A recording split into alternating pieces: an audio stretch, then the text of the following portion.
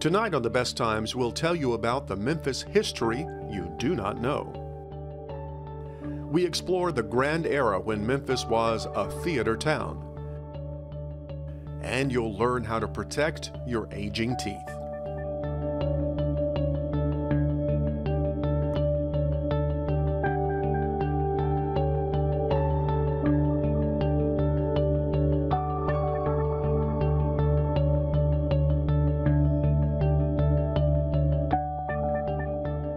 Funding for The Best Times is provided by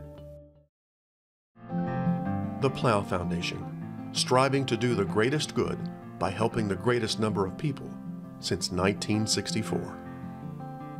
Additional funding is provided by the members of WKNO. Thank you.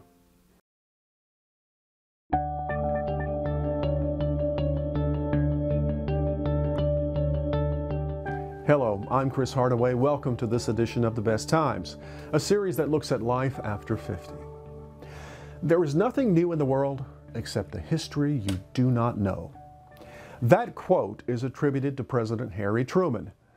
The history we learned in school was mostly about wars and disasters, kings and queens, and presidents and generals. But much of the time, history is made by people and places you've never heard of. Tonight, in part one of a two-part interview, Wayne Dowdy, archivist with the Memphis Public Library, brings us a few stories about Memphis and the history you do not know.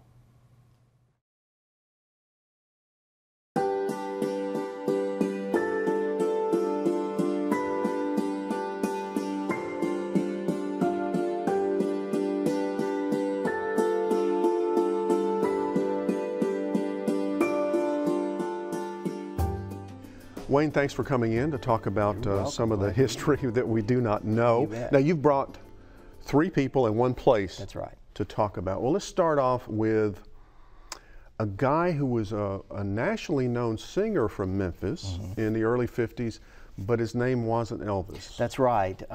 There was a man from Memphis with an unusual first name called Snooky Lanson, who was the star of the TV show Your Hit Parade. And in the 50s, between 1950 and 1956, he was very much one of the most popular singers in the country because of his television exposure, and did concerts all over the country. And he was kind of a teen idol in the way that Frank Sinatra had been, and Johnny Ray and a few others. And he got the gig on Your Hit Parade in a very interesting way. He had performed with the Ray Noble Orchestra, and Ray Noble had been the orchestra leader for the Charlie McCarthy, Edgar Bergen show. And so he was singing on the radio, and then also had his own radio show in Nashville. So he was familiar with radio and had been a popular singer. He had done a version of the song The Old Master Painter, which sold more copies than any other version of that song in the late 40s. And Frank Sinatra had been the star of the radio version of Your Hit Parade. And it was transitioning to television in 1950, and Sinatra didn't want to be on television. He felt that he would be too overexposed, yes. and didn't really know whether this thing was going to work or not. So they hired Snooky Lanson. He was out performing and got a telegram and said, "Come to New York. We want you for Your Hit Parade." And so every week he would sing the popular songs. There were other people, Giselle McKenzie and a few others who performed as well, of course, but he often performed the #1 song. And so it was very much a top 10 sort of program where you would say, you know, the number 10 is this song, and then they do sort of a production number and perform the song. And so Snooky became very, very popular that way. And but it's another singer from Memphis who ends his national career, because in 1956 the top recordings in the country were rock and roll, including Hound Dog and other Elvis songs. Well, it was very difficult for these sort of smooth swing big band singers to transition into the more raucous sounds of rock and roll. And the story is that particularly when Hound Dog was #1, you know, Snooki trying to sing Hound Dog in a big band style didn't work. No. And so their ratings plummeted almost overnight. So they got rid of the entire cast and hired younger people who could perform the rock and roll songs that were then the top of the charts. So it was difficult for the whole show to transition, and it only lasted about a year or so after that when they tried to hire the younger singers. Snooki continued to perform. He would come back to Memphis sometimes and had a radio show and a TV show in Los Angeles, moved around a bit, and eventually came back to Tennessee and settled in Nashville, where he hosted a popular radio show. But he would come back to Memphis in the 60s and 70s, into the 80s before he died in the early 90s, performing. He'd perform at Lakeland and other places around town. You know, a lot of people remember it, but then, you know, folks get forgotten. And Snooki is one of those people that, I mean, he was nationally famous, written about in national magazines and newspapers, but forgotten today. Just drifted out of the history That's books right. somewhere along the way. Right. Well, I didn't know until you sent me an email that Memphis has a Star Trek connection. Indeed, indeed we do. There is a man named Charles Washburn who graduated from Booker T. Washington High School. And as a young man, he goes on to get a degree in business administration, but he's fascinated by the illusion of film, how you can take a story and create a world that doesn't otherwise exist. And so he applied to work at a television station in Chicago, but he was rejected because he was an African American. So he goes to Hollywood. It's a natural place to go. He applies to the Directors Guild Assistant Directors School, and he gets accepted, and he is the first African American graduate of that school. Well, when he gets out, when he finishes the training program, he is hired by Desilu Productions. And specifically, he's hired to be a directorial trainee on a new show called Star Trek that had debuted on NBC television a few months before. He starts in the spring of 1967, towards the end of the production of the first season. He's brought back for the second season as the second assistant director. His job was to hire all of the extras. He would write up and organize the daily call sheets so that the actors would know when they were required to be on the set. Probably the most interesting thing is he also cued the special effects that were going to be inserted later or that were part of the scene. The most remembered was the on the Enterprise, on the Starship, the doors opened automatically. Well, there are two crewmen behind that wall. They're the automatic door. That's right, and so they had to pull the door apart. Well, they can't see what's going on the other side, so somebody has to cue them. So it was Charles Washburn's job to cue them when an actor would walk up to the door for them to slide the doors open. And of course, sometimes that didn't work and didn't work quite correctly, so they'd slam into the door. There's a blooper reel that you can see that on YouTube where that happened several times. But Washburn was very well respected by the cast and the crew of Star Trek. He was fairly close to Gene Roddenberry, who created the show, and he was so well regarded that they actually named a character for him. There's a Lieutenant Washburn on the show that was named for Charles Washburn. And he would go on, as the third season was winding down, it was pretty clear, I think, to the cast and the crew that the show was going to end, that they were going to be canceled. So he goes on to other jobs. He works on the $6 Million Man. He works on a couple of feature films, goes back to the Star Trek universe. He's never able to direct his own film, which was a goal that he had, but he certainly had a strong impact on the direction of Star Trek And it's part of the message of diversity. I mean, here he is, an African American, working on this show, and is so well regarded that they name a character for him. And shortly before his death, he had gone to a Star Trek convention, and thousands of people mobbed him when he was introduced. He was so, because he was this living connection to those early days, and knew the production, knew all of the actors, knew how the production worked inside and out. And of course, as time goes on, that's what people are interested in. They want to know, how was this made? And so, Washburn is someone who deserves to be far more well known, not only in Memphis, but throughout the country, because he's part of this long tradition of Memphis creativity. I mean, he did not allow, like most Memphians, he didn't allow obstacles to keep him from doing what he wanted to do. And that's what's so interesting about Memphis to me, is that it's really sort of a bottom-up town. The best of Memphis comes from, not from the powerful from the top, but from people from the bottom who say, I have a dream, I want to do this. And he grew up in a place where it was not unusual for people to follow their dreams and to succeed. And so Washburn is, I think, a very significant figure. Tune in next week for part 2 of Wayne Dowdy's interview on the history you do not know.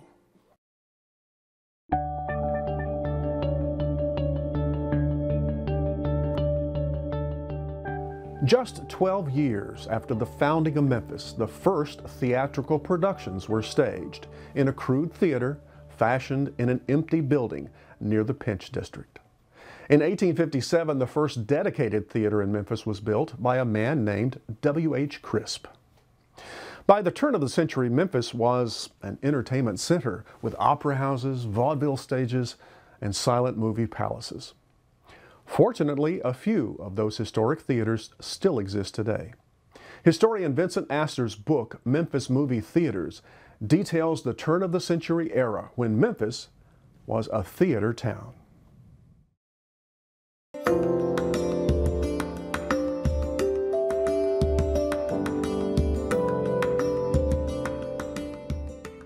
Vincent Astor has been a theater lover since his childhood, when he first heard the sound of a pipe organ filling the Orpheum Theater with its glorious music.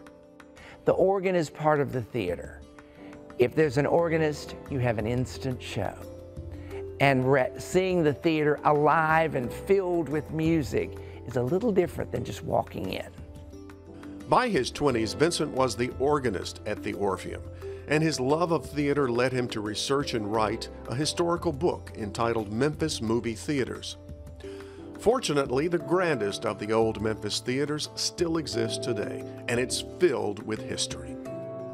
The first theater, called the Grand Opera House, was built in 1890, and Sarah Bernhardt played here, Adelina Patti played here.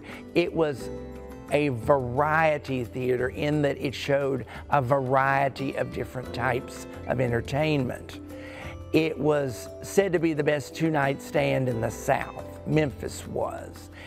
And that went through its era, lasted a little more than 10 years, and in 1907 it started being booked by the Orpheum Circuit and became the Memphis Orpheum Theater. Harry Houdini was here. Helen Keller was here. A lot of famous stars who did their turns in vaudeville were here. Vaudeville was successful for almost 2 decades in Memphis, but in 1923, disaster struck the Orpheum. In October of 1923, the show was over and the theater caught fire. In the public parts of the theater was the Tri-State Dress Manufacturing Company. Something went wrong with the electricity. It started a fire, and the theater was a total loss. The newspapers said the largest crowd in the Orpheum Theater's history gathered to watch it burn. Blossom Seeley, a jazz singer, was on the bill, and the stagehands risked life and limb to get her wardrobe and take it down to the Chisca where she was staying, and she was not as grateful as they hoped she would be. She said, "Thank you," pretty much. And another person who very early in his career was in the show that week was Bert Lahr. And the other theaters in Memphis all did benefit shows because many of the performers lost costumes and props to the fire.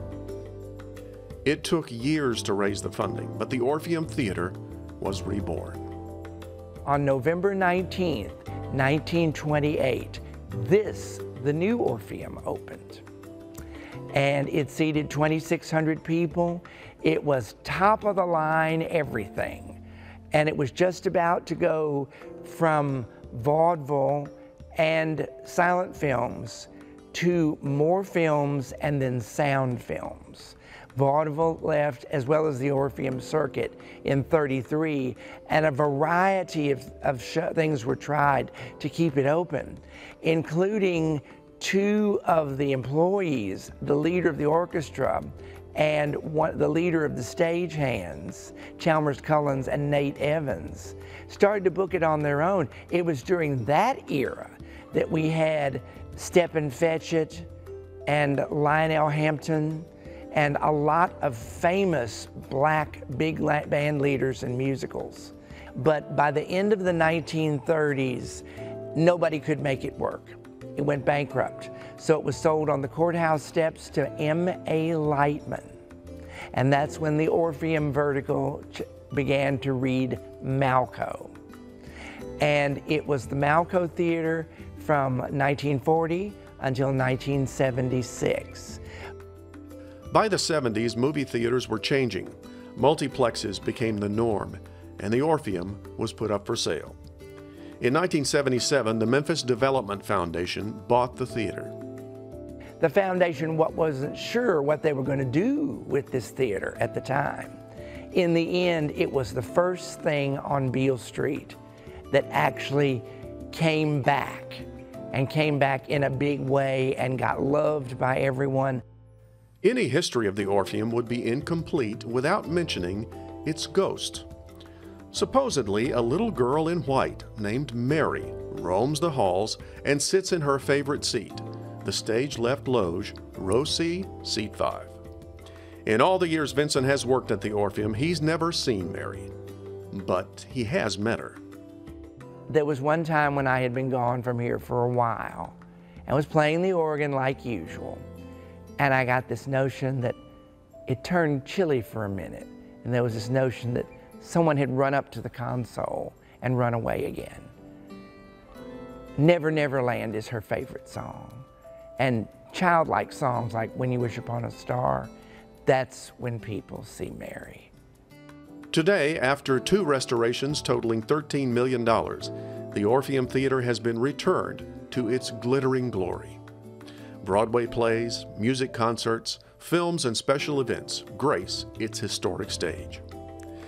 The Orpheum is one of only 4 surviving theaters in Tennessee that date from the era of the Grand Movie Palaces. While the Orpheum may be the grandest of all, it was by no means the only theater downtown. Right down the street from here was the Princess Theater, which was built in the teens and went through a number of remodelings of the front, maybe. And it was kind of a grind theater, double feature westerns and things like that. What is now the Majestic Grill was a movie theater that was opened in 1913 and became retail. That was one of the theaters that closed because they didn't want to make the investment, which everyone else had to do, in sound films. There was one theater next to Lowe's State called the Strand. It was also built in the teens, and it was larger. It was a Majestic also, but it was a little bit larger and lasted up until the 70s.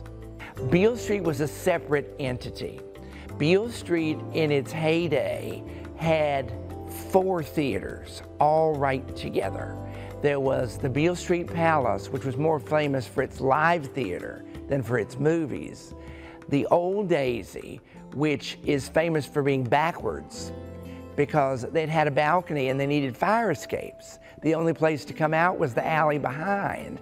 So the balcony was in the back. So when you walked in the front door, the screen was on your left and you were looking at the audience.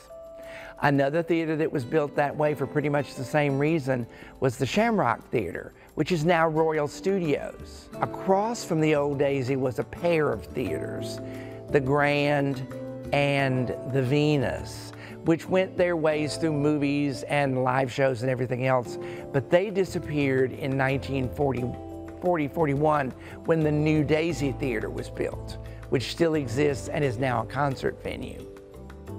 Fortunately for Memphians, the Orpheum Theater is still making history, entertaining modern audiences just as it did over 100 years ago. It serves as a gilded reminder of an era when Memphis was a theater town.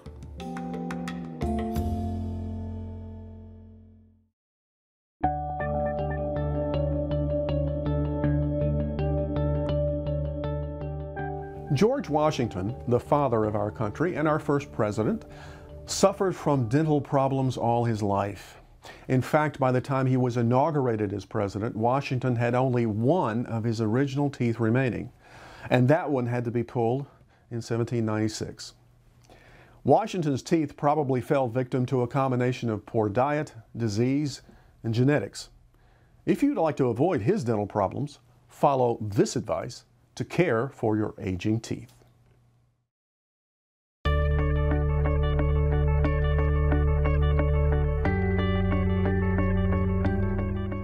How does aging affect our teeth?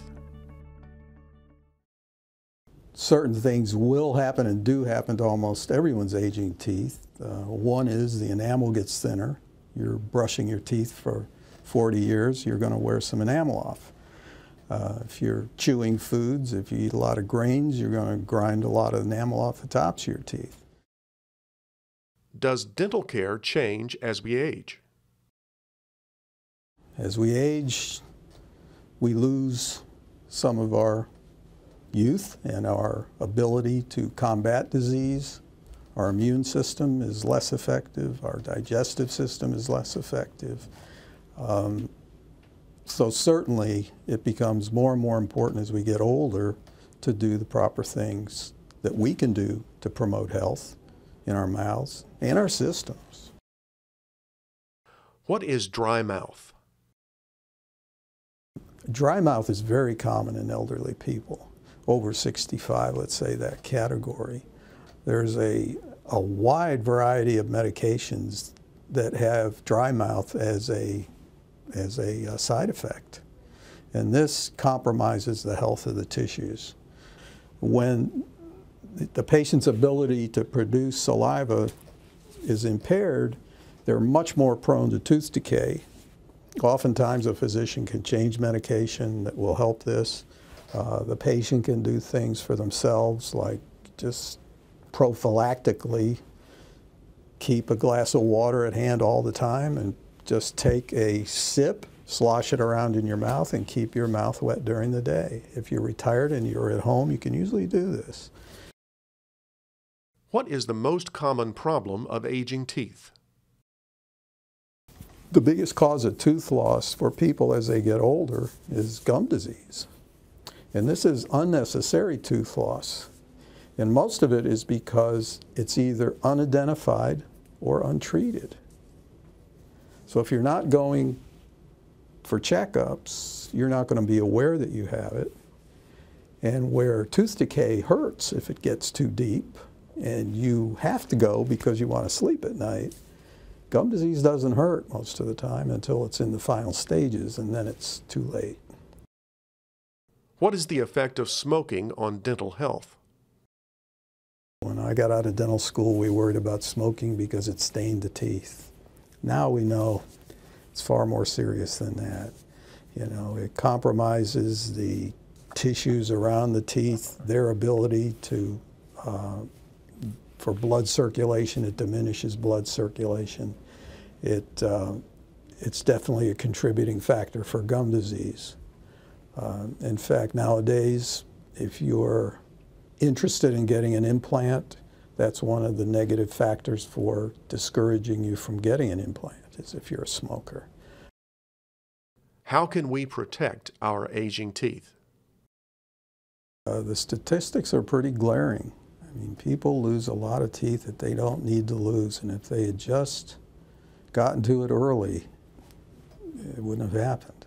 If you get to a good comprehensive dentist, have him keep track of you and have him keep you up to date on what you can do to prevent problems, you're much better off.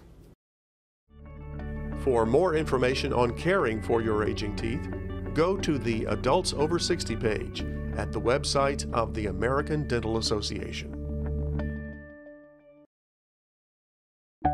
Want more information about life after 50? Go online to watch more shows and find more resources. And send us your feedback and story ideas to besttimes@wkno.org. That's all for this edition of The Best Times. Please join us next week for more stories about life after 50. Until then, I'm Chris Hardaway. Thanks for watching. Good night.